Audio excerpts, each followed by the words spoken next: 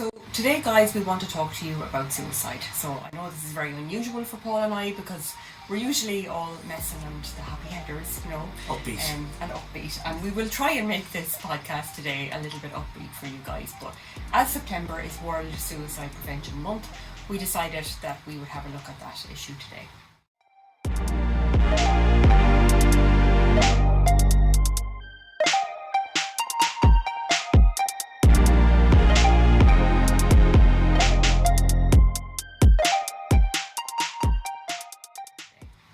Well, it's something that has touched everybody's life.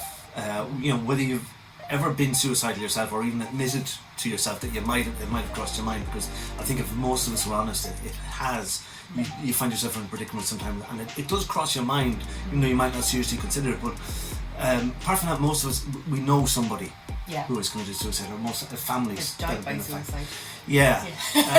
Which leads us to our very important point that suicide, I suppose, historically used to be illegal here and across the world. Yeah. Yeah, and you could be, your family and everything, if you had life insurance or anything like that, it wasn't valid if you took your own life. Yeah. So your family would be left. You committed a crime. Yeah. Committed suicide. And interestingly, I don't know if any Catholics on board of the podcast, you would not be allowed to be buried on consecrated ground.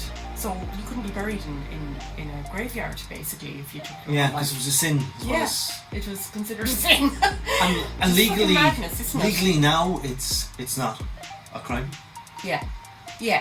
So I suppose really, around the whole suicide awareness campaign, people were hoping to, I suppose, kill the stigma of it. For want of a better phrase. For want of a better word. Do you know what, Siobhan, an interesting stat that I came across, I would think in suicide, you think young men. Yeah. Suicide. But an interesting stat I came across was that 4 times more women attempt suicide than men, but more men commit suicide.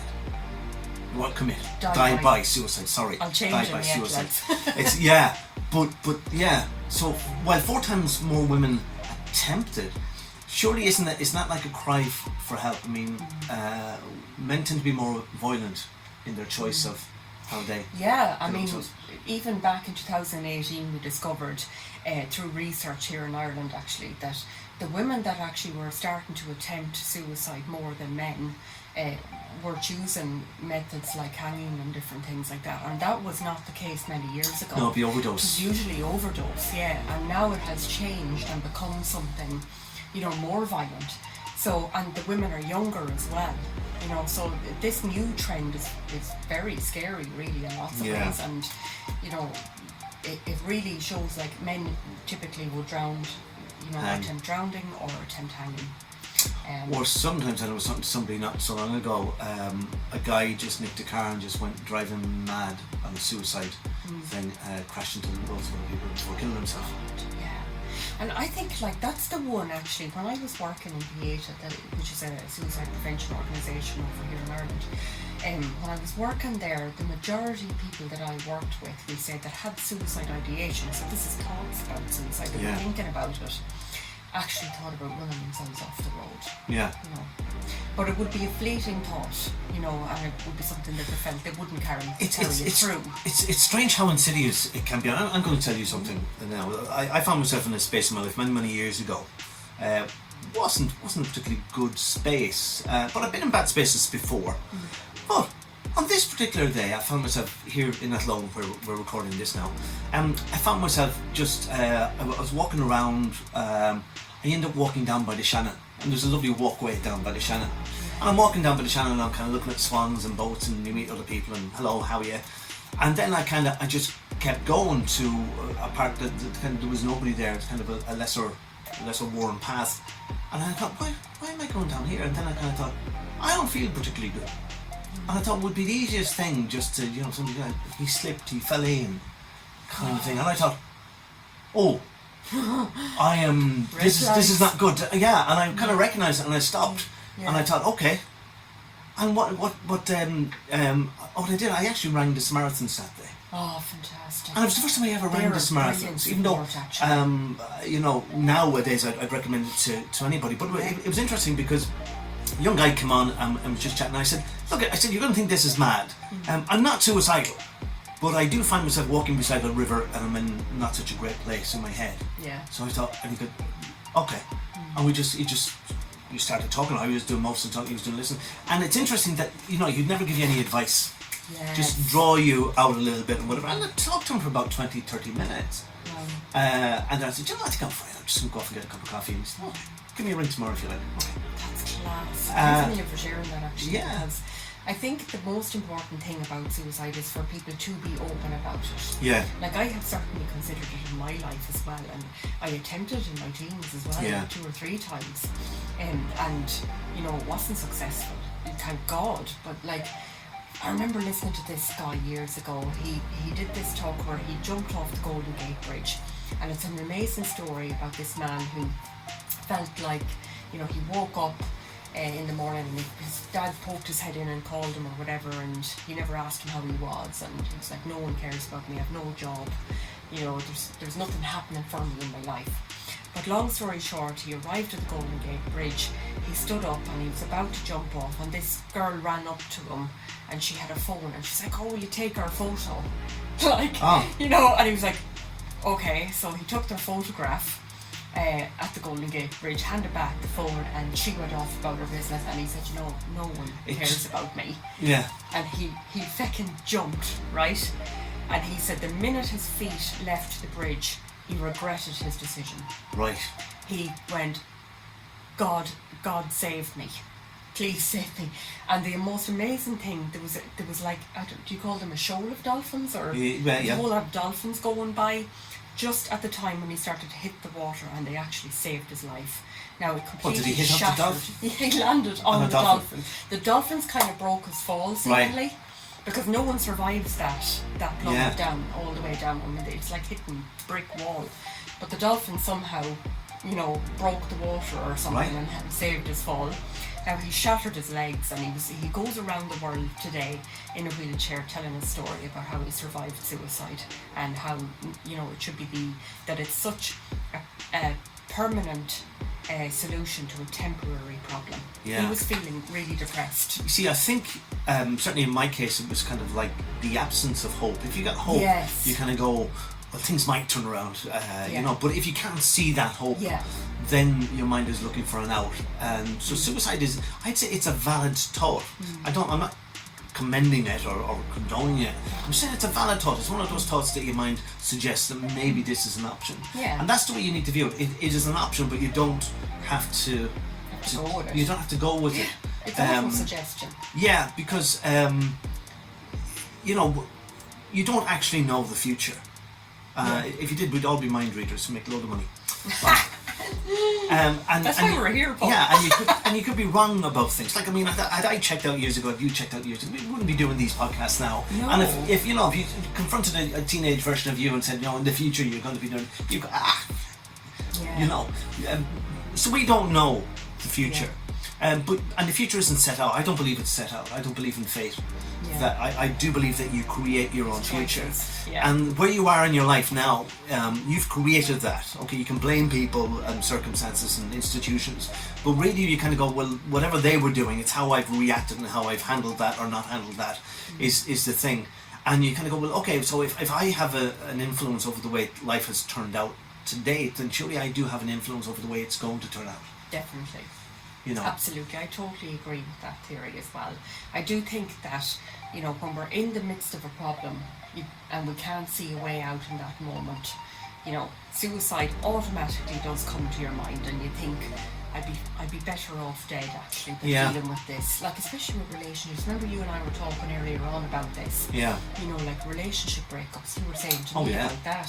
Like, you feel like your life is over, like it's ended. The pain and the torture of losing a loved one, through any means, death or marriage breakup or whatever it is. It's tough. It's really hard emotionally. You feel like you're never going to get to the end of it. Absolutely. But of course you do, and you prosper, and you do come out the other end. You do, but in the next video we're going to be talking about rejection. Yeah, we bring if you're not already depressed. Depress you even I didn't more. think you wanted to go there the next time. We have to get it out of the way, Siobhan. Yeah. Let's get throw the bad stuff out. It's the thing. I think I've related this story I think I remember telling you about it, whether it was a podcast or whether it was something else, about a client of mine, a very depressed guy years and years ago. Yeah. And he rang me one day, and I was going along in the car with my son, who was only about 7 or 8 at the time, and he said, I'm not going to keep my appointment next Tuesday. He said, I've identified a rafter and I've thrown a rope over it, I'm going to hang myself. Oh God. And this caught me in a predicament because I'm in the car with my son, I can't obviously. So I parked the car and I said to my son, I'll be back in a minute, so hop out with the phone. And I said to this guy, I said to him, and this, it was, I can't say it was a deliberate thing, but I suppose I'm not scared by death or suicide because I've kind of been there. So if I kind of pleaded with him, don't do it, that's what he would have been expecting. So it's better a strategy to break up their thinking and to confront them with something that they haven't thought about before. And I said to him, okay, I said, obviously you've thought this through and you've decided this is the right thing to do. So that catches him off guard. Yes. Because I'm surprising. Yeah. And then I said to him, did you ever watch Time Team? Time Team was an archaeology program that was on the 90s, and I loved archaeology. And he goes, yeah. And he's not sure where I'm going with this. I said, do you know in Time Team, like they dig up ancient settlements or whatever, or sometimes weeks they'll dig up a grave of somebody who was buried 4,000 years ago, and they've grave goods and whatever. And he said, you get the corpse or the skeleton now in the grave, and it's there, and it's still got jewellery on it and whatever. And I said, it's in the exact same position it was in the day they put that body in the ground. It hasn't moved, hasn't done a thing in 4,000 years. It's probably Pharaoh. But I said that being has not been able to affect anything, hasn't been able to move, hasn't been able to do a single thing. And I said to I don't know whether there's a heaven or a hell or an afterlife or any of that, but I do know that once we are this side of the divide, that we do have power. We can influence things, we can make things happen, and you owe it to yourself to exhaust all the possibilities of that before you decide to use that rope. And he goes, I'll see you next Tuesday, Paul. Wow, that's fantastic. He turned, changed his whole way. Changed his mind. Yeah, that's that thing about that being a permanent solution to a temporary problem again, isn't it? Moved beyond it. Yeah. Another thing was a myth, actually, that a lot of people think that you should never mention suicide to somebody. Okay. And I think it's important to put that out there today, that if you think there's a loved one or somebody in your life that's thinking about suicide, ask them, are they thinking about suicide? And don't be afraid. Years ago and historically we used to say, Jesus, don't mention the S word. Don't say it because it'll put the notion in somebody's head. But evidence and research and everything over many years has shown us that it's actually the complete opposite. And that's what that man that jumped off the Golden Gate Bridge as well, that's what he says. He says if somebody asked him if he was okay, even if he was okay, told him. It would have diverted his attention, maybe. Or, because I don't know whether this is actually correlated as a statistic, but they do say that it's the people who don't say anything will end up following through. On it. Yes, it's more likely if they don't say anything. But if you had asked them, if you think, they're acting a bit strange, they're giving away, items that are important to them, like giving away all their possessions, that's a massive warning flag. Huge. People telling you, I want you to have this. Do you know what I was thinking? Priceless. When you suggested that we talk about this, I was thinking about it, and I was thinking one of the things that I have is I kind of say, don't ever take any state of mind that you find yourself in, don't take it too seriously, no matter what state you find yourself in. And I equate this to being drunk. And something seems like a good idea, you think you can jump that wall, or you should, you can pole vault over the canal. Seems like a good idea in the moment, but then you realise it's not.